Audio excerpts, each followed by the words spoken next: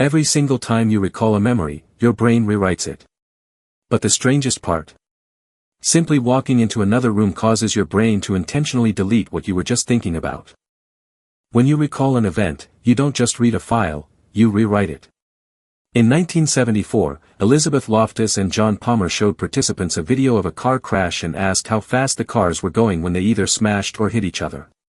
Those who heard smashed estimated significantly higher speeds and wrongly remembered seeing broken glass a week later. Think about the last time you argued with a friend over who said what at a party. You might both be remembering completely fabricated details added during previous retellings. Every time you pull up a memory, your present brain edits your past, making eyewitness testimony far less reliable than we think. You walk into the kitchen, stand in front of the open fridge, and realize you have no idea what you came for. That frustrating blank mind isn't early memory loss, it's a feature of how your brain organizes information. Gabriel Radvansky and his team at Notre Dame discovered in 2011 that walking through a doorway signals the brain to clear its working memory. Passing through physical boundaries creates event horizons that file away your recent thoughts to prepare for a new room. So when you forget your keys after walking to the living room, step back into the original room. Restoring your previous physical context brings those forgotten working memories right back online. Rereading your notes feels productive, but it's actually one of the least effective ways to learn anything. In 2006, Henry Roediger and Jeffrey Karpicke measured retention and found that students who tested themselves remembered significantly more material a week later than those who spent double the time studying. Pulling information out of your brain physically alters neural connections, making the memory pathway stronger and easier to access next time. Imagine you're preparing for a job interview tomorrow morning, closing your notes and reciting answers aloud builds far stronger recall. Struggling to retrieve information isn't a sign of failure, it's the exact mechanism that locks knowledge into your long-term memory. Your vivid memory of a major disaster feels crystal clear, but its actual accuracy decays rapidly. In 2003, Jennifer Talarico and David Rubin tracked people's memories of September 11 over almost a year and found that objective accuracy dropped steadily over time, exactly like mundane memories. The key difference was that participants' confidence in their incorrect details remained extremely high. Consider how strongly you remember where you were during a shocking news event. Your brain uses intense emotion to tag an event as important, which tricks you into feeling certainty even when your recalled details are wrong. High emotional certainty is simply no guarantee of factual truth. For decades, parents played classical music to infants, believing it would permanently boost their brain power and memory. This famous concept originated from a 1993 study by Francis Rauscher, which reported a brief boost in spatial reasoning after listening to Mozart. However, major replication attempts, including a 1999 meta-analysis by Christopher Chabris, found little to no real effect on overall intelligence or long-term memory retention. The brief performance bump was actually just a temporary mood lift, which any enjoyable music produces. You can't hack your memory simply by playing background tracks while you work. Genuine cognitive improvement requires active, effortful mental engagement rather than passive listening. Simply imagining a fake event can trick your brain into believing it actually happened to you. In 1996, Marianne Gary and her team measured this phenomenon, reporting that 24% of participants who merely imagined an unusual childhood injury later insisted it had genuinely occurred. This process occurs because vivid mental rehearsal generates detailed internal imagery that your brain misinterprets as a genuine historical record. You might spend 5 minutes visualizing yourself knocking over a punch bowl at a wedding, and weeks later, you'll swear you caused the spill yourself. Recognizing this quirk matters because your most cherished personal stories might just be old daydreams you replayed until they felt real. When you know a search engine holds an answer, your mind intentionally forgets the actual details. Betsy Sparrow and her colleagues measured this in 2011, showing that people who expected future computer access remembered where the information was stored far better than the facts themselves.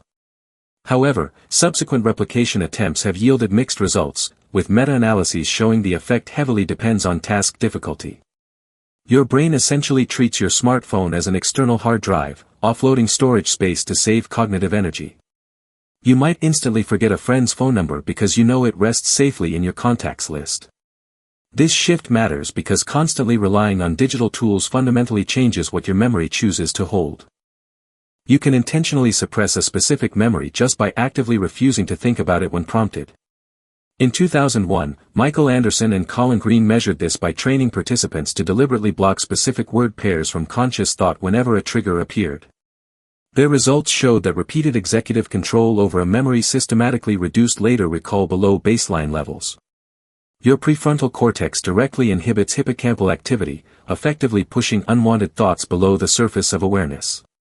You might practice suppressing the memory of an embarrassing presentation mistake, and over time, you will actually struggle to recall the details when asked. This mechanism matters because it proves you possess a natural cognitive tool to quiet intrusive thoughts. Smells unlock older and far more emotional memories than sights or sounds ever could. Maria Willander and Jana Larsson tested this in 2006, reporting that scent-cued memories originated overwhelmingly from early childhood before age 10, whereas visual and verbal cues triggered memories from young adulthood. This unique wiring happens because olfactory signals travel directly to the amygdala and hippocampus, entirely bypassing the brain's sensory relay hub, the thalamus. You might walk past a bakery, catch a sudden drift of cinnamon, and immediately feel the exact warmth of your grandmother's kitchen from 30 years ago. Recognizing this connection matters because scent offers an unadulterated, direct doorway into your earliest emotional history. Reading a list of closely related words can trick your brain into vividly recalling items that were never there. Henry Roediger and Kathleen McDermott demonstrated this in 1995, finding that 40% of participants confidently remembered hearing the word sleep after reviewing a list containing bed, pillow, and tired. This happens because automatic spreading activation in your semantic network triggers related concepts without your conscious permission. You might glance at a grocery list containing milk, butter, and cheese, and later swear you saw the word eggs printed on the page. Understanding this vulnerability matters because it highlights how easily our minds construct logical lies to fill in missing information. You think your memory works like a digital camera, but your brain is actually an artist that paints outside the frame. In 1989, researchers Helena Intraub and Michael Richardson showed people close-up photographs of scenes, like a single apple on a table. When asked to draw the photo from memory later, people consistently drew the scene zoomed out, adding background details that were never actually in the picture. Your visual processing system predicts what exists beyond your field of view and permanently bakes those predictions into your memory. Think about picturing your childhood bedroom. You probably remember space behind your head that you never actually saw directly. Understanding this boundary expansion keeps you from trusting your visual memory as objective snapshot evidence. If you want to remember a random list of words, imagine you're stranded in the grasslands of ancient Africa. In 2007, psychologist James Nairn and his team found that rating words for their survival relevance boosted recall far more than traditional memory tricks, like visual imagery or self-relevance. When participants evaluated items based on how useful they'd be for finding food or avoiding predators, their recall jumped dramatically. Human memory evolved over millions of years to prioritize survival information above almost everything else. If you're studying for an exam tonight, try framing the concepts as tools you need to survive a wilderness catastrophe. Tap into evolutionary hardware to make modern facts stick effortlessly. Giving someone a hint often destroys their ability to remember. Back in 1968, researcher Norman Slamecka discovered that providing people with partial cues from a previously learned list actually reduced how many remaining items they could recall. If you try to remember all 50 U.S. states, and someone helps you by listing 10 of them, your brain struggles to recall the rest compared to if you were given zero help. That hint forces your brain onto a specific mental path, which blocks your own natural search strategy. The next time you're trying to recall a forgotten name or grocery item, politely tell your friend to stop giving you hints. Silence lets your brain execute its own search algorithm. Describing a suspect's face to the police might actually ruin your ability to pick them out of a lineup. Jonathan Schooler and Tanya Engsler Schooler first reported this in 1990, showing that writing a detailed verbal description of a face reduced recognition accuracy later. However, a massive multi-lab replication by Alagna and colleagues in 2014 showed this effect is mixed and highly sensitive to timing delays. When you put a complex visual feature into words, your brain's simplified verbal label overwrites the rich, holistic picture stored in visual memory. If you witness an accident or crime, try to hold the mental image clearly in your mind before rushing to write down a detailed written description. Your brain refuses to let go of work you leave unfinished. In 1927, Soviet psychologist Bluma Zeigarnik observed that waiters remember details of unpaid orders perfectly, but forgot those same orders the second the bill was paid. Laboratory tests confirmed that interrupted tasks were recalled up to 90% better than completed ones, though modern replications reveal mixed results depending on individual stress levels. Leaving a task incomplete creates an open cognitive loop, keeping mental energy locked on that objective until it achieves closure. If you're struggling to stop thinking about a work project on Friday evening, don't leave it hanging in confusion. Write down a clear next step so your brain feels safe closing that memory loop. You probably remember who told you your favorite joke, but you likely struggle to remember who you've already told it to. In 2010, researchers Nigel Gopi and Colin MacLeod tested this asymmetry and reported that people are significantly worse at recalling the recipient of information than the source. When you speak, your attention shifts inward to generate your own words, which starves your brain of the visual focus needed to associate the facts with the listener's face. You end up repeating the same exact story to your partner 3 times because your brain encoded the message itself, not the audience receiving it. Tracking output destination requires an extra cognitive step that your memory routinely skips when you're talking. Sleep doesn't preserve your day like a pristine video recording, it acts like an aggressive photo editor. Jessica Payne and her colleagues demonstrated in 2008 that a full night of sleep strengthens your memory for emotional central objects, like a dangerous animal, while actively letting neutral background details fade away. During sleep, stress hormones tag high arousal elements for neural reactivation, ensuring you remember critical threats while discarding irrelevant surroundings. You wake up with a crystal clear recall of a heated argument, yet you completely forget what shirt the other person was wearing at the time. Your brain deliberately sacrifices structural context to preserve important emotional lessons for future survival. Telling someone you're a baker makes you far easier to remember than telling them your last name is Baker. Research by Mary McWeeny and her team in 1987 showed that people recall identical words much better when presented as an occupation rather than a proper surname. A profession immediately triggers a rich network of visual traits, actions, and smells in your mind, anchoring the word to existing knowledge. A proper name is just an arbitrary label with no built-in meaning, giving your neural pathways nothing to grab onto. Next time you introduce yourself at a busy event, pair your name with a descriptive concept if you actually want it to stick. Talking over a shared event with a friend can permanently overwrite your original memory with their subtle mistakes. In 2000, Daniel Wright and his colleagues paired participants to view a sequence of photos, secretly giving the pairs slightly different visual versions.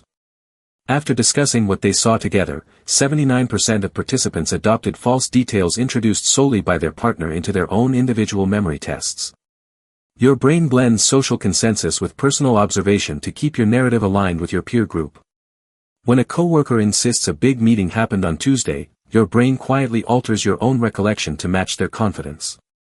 Group brainstorming sessions actually hurt your collective ability to recall important facts. Researchers Mary Susan Weldon and Caitlin Bellinger measured memory performance in 1997 and discovered that group recall is significantly lower than the combined total of those same individuals working alone. Every person organizes memory using a unique web of personal associations and retrieval cues. Hearing someone else blurt out their remembered items aloud disrupts your internal searching sequence, effectively stalling your brain's personal retrieval strategy. If you need a team to remember details from last month's project kickoff, ask everyone to write down their memories individually before meeting up. When you try to remember details, your surrounding environment secretly dictates how well your brain retrieves them. In 1975, Godin and Baddeley tested deep-sea scuba divers, asking them to learn word lists either on a dry beach or 20 feet underwater. When tested later, divers who recalled the words in the exact environment where they learned them remembered 40% more items. This happens because your brain automatically attaches subtle environmental cues, like ambient sounds, lighting, or air temperature, directly to the stored memory as retrieval hooks. You've probably felt this when studying at a quiet desk, only to freeze during an exam in a chilly, echoing hall. Matching your learning space to your testing space is crucial for accurate recall. Your brain doesn't record reality like a camera, it routinely fills in missing details using default mental templates. In 1981, Brewer and Treyens brought participants into a university office for 30 seconds before asking them to recall everything inside. Over 29% of participants vividly remembered seeing books on the shelves, even though the room contained 0 books. This glitch occurs because your brain activates a schema, a mental script, and automatically inserts expected objects into your memory to save cognitive effort. You might vividly recall a toaster on a friend's kitchen counter simply because your default model of kitchens expects one. Knowing this reminds us that subjective certainty is never proof that a detail actually existed. Looking back on a past experience, your brain completely ignores total duration and evaluates the event by just 2 moments. In 1993, Kahneman and colleagues made subjects submerge a hand in 14 degrees Celsius water for 60 seconds, or the same 60 seconds plus 30 additional seconds warmed to 15 degrees. Surprisingly, participants preferred repeating the longer 90-second trial because it ended with slightly milder discomfort. This occurs because human memory uses a heuristic that averages the peak intensity and the final impression, completely discarding total duration. You'll likely remember a week-long resort vacation as awful if your return flight gets cancelled on the final day. How an experience ends ultimately defines how you'll remember it. You might genuinely believe you just came up with a brilliant new idea, when you're actually accidentally stealing it. In 1989, Brown and Murphy placed participants into small brainstorming groups to generate word lists out loud. When asked later for brand new ideas, participants routinely presented words that someone else had suggested minutes earlier, completely convinced they invented them.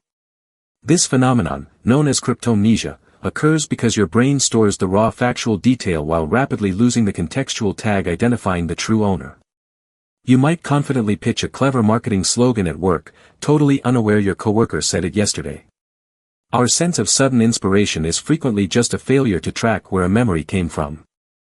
An unexpected thread appearing in your field of view instantly degrades your memory for everything else in the room. In 1987, Loftus, and Meso showed subjects a video of a restaurant customer handing over either a checkbook or a drawn handgun. Eye tracking proved participants stared intensely at the gun, leading to significantly worse accuracy when identifying the suspect's facial features. This visual trade-off happens because threat-induced arousal triggers attentional narrowing, forcing the brain to concentrate processing power solely on the threat. If you're confronted by a robber, you'll clearly recall the weapon but completely miss the attacker's jacket color.